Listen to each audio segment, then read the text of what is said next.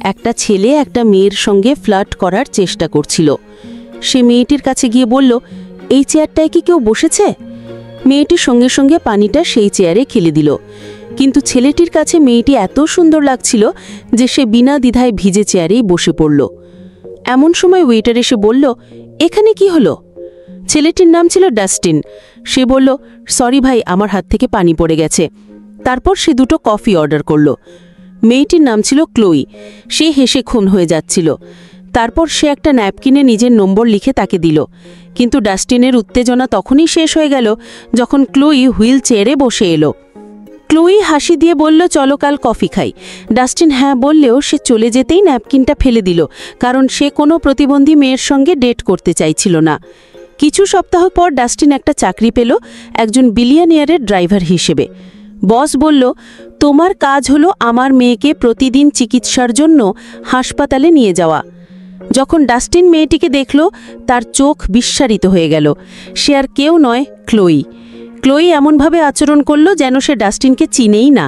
Dustin ভীষণ লজ্জা পেল। রাস্তার মধ্যে ডাস্টিন কথা শুরু করতে চাইল।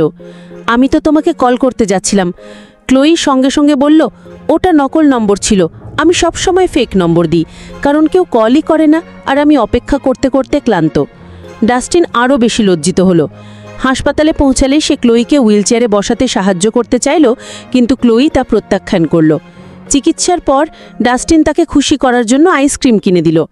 ডাস্টিন কিছুটা উচ্ছ্বস্তিতে পড়লেও ক্লোই লজ্জা পেল, কারণ এর আগে কেউ তার জন্য এত মিষ্টি কিছু করেনি। বাড়ি ফেরার পর তার বাবা অপেক্ষা করছিলেন, সর্বদা যেমন নতুন ড্রাইভারের অভিযোগ শোনার জন্য। কিন্তু এবার ক্লোই প্রথমবারের মতো কাউকে অ্যাপ্রুভ করল।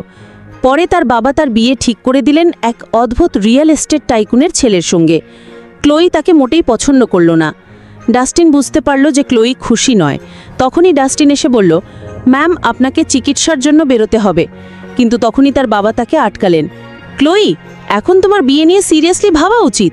ক্লোই কয়েক সেকেন্ড চুপ রইল, তারপর হঠাৎ বলল, হ্যাঁ, আমি ওই ছেলেকে বিয়ে করতে রাজি। যখন ডাস্টিন তাকে চিকিৎসার জন্য নিয়ে যাচ্ছিল, সে জিজ্ঞেস করল, তুমি ওই লুজারকে বিয়ে করছো কেন? ক্লোই ঠান্ডা মাথায় বলল, তাতে তোমার কি আসে যায়? এটা আমার জীবন। আসলে ক্লোই বিয়ে করতে চাইছিল না, কিন্তু সবাইকে চুপ করাতে হ্যাঁ বলেছিল।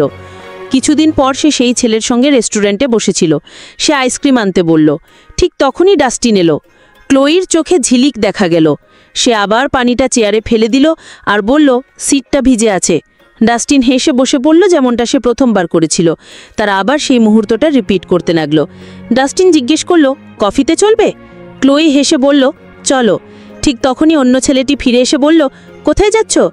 ক্লোই উত্তর দিল, আমি সেখানে যাচ্ছি যেখানে আমি খুশি।